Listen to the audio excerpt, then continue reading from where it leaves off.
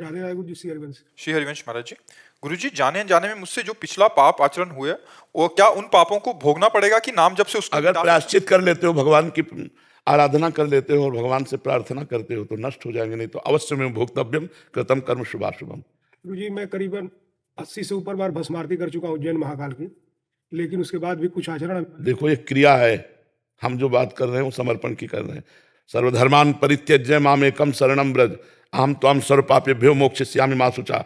एकमात्र अंतर्गति से भगवान की शरणागति गिनने से नहीं होता, अंदर से किसके हो। आप खुद उत्तर दे दिए कि अब भी आचरण हमारे गलत है, अर्थात भगवान की शरणागति पुष्ट नहीं है, भगवान की शरणागति नहीं, तो वो हुआ शुभ कर्म और ये हुआ अशुभ कर्म, दोनों को भोगने पड़ेगा। अवश्य में भोक्तव्यम कृतम कर्म शुभाशुभम, शुभ और अशुभ दोनों को भोगने पड़ेगा।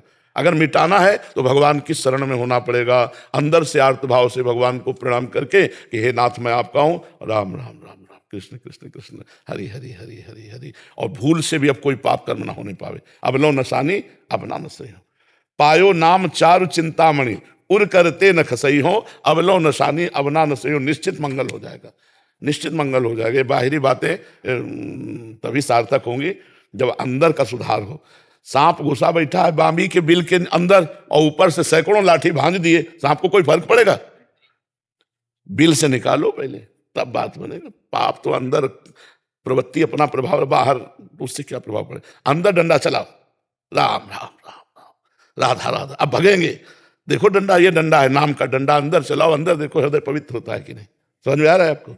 नाम जप करो, संख्या से नहीं, ऐसे थोक में राधा राधा। हर श्वास नाम श्वास दो बिलक चलत है, इनको भेद नमो को भावे। श्वास नाम नाम ही श्वासा नाम, श्वास को भेद मिटावे। रोम रोम जब रग रग बोले तब को स्वाद नाम को पावे।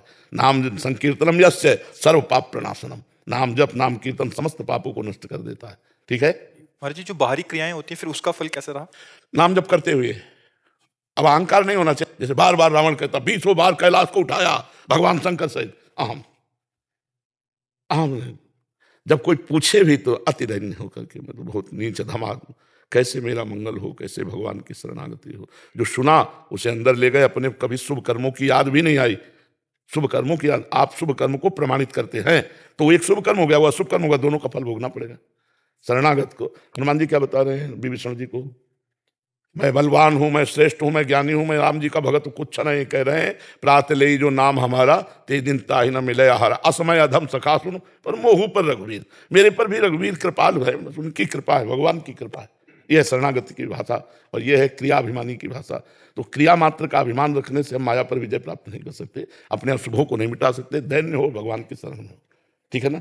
नाम जप करो और कभी अपने किए हुए शुभ कर्मों को सभा में मत कहो, किसी से मत कहो, अंदर अंदर नाम जप करते हुए भगवान से प्रार्थना करो, प्रभु मुझे बचा लो इस संसार समुद्र से। तो वो बहुत कृपालु हैं, निश्चित आपके सारे पाप क्षमा करके वो आपको अगले आनंद में पहुंचा देंगे, जो आनंद की भूमिका है। पर नाम जप न छूटे प्रभु, जितना नाम जप कर सकोगे उतने मंगल होगा।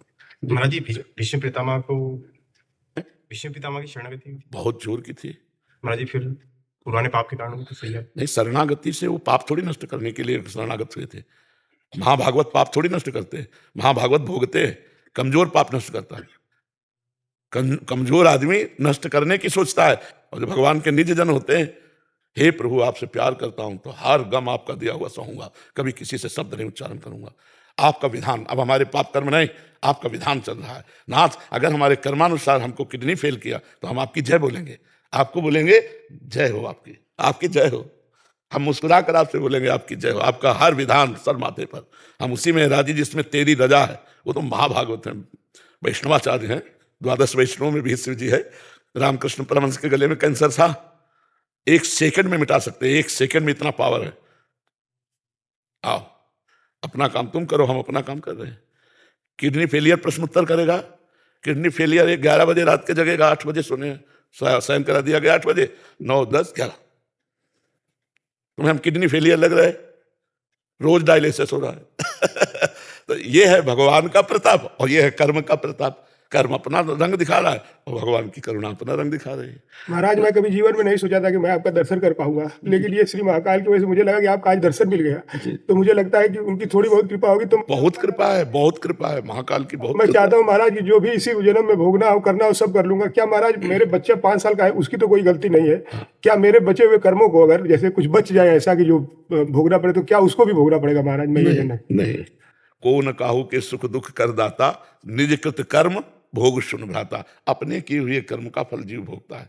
पिता अपने कर्म किएगा, पुत्र अपने कर्म किएगा। ऐसा नहीं होता कि पिता के कर्मों को पुत्र भोगे, ऐसा नहीं होता है। हाँ, पुत्र के नाते अब पिता का कर्जा चुकाना पड़ेगा, या पिता की संपत्ति मिल गई तो उसका उपभोग करना होगा। ये तो लौकिक परंपरागत है, लेकिन पारलौकिक परंपरा पे ये नहीं है कि पिता हत्यारा था तो पुत्र को सजा मिलेगी। हमें लगता है अपने भारतीय संविधान में भी ऐसा नहीं है ना, तो भागवतिक संविधान में कैसे हो सकता है? भागवतिक संविधान में तो बिल्कुल नहीं।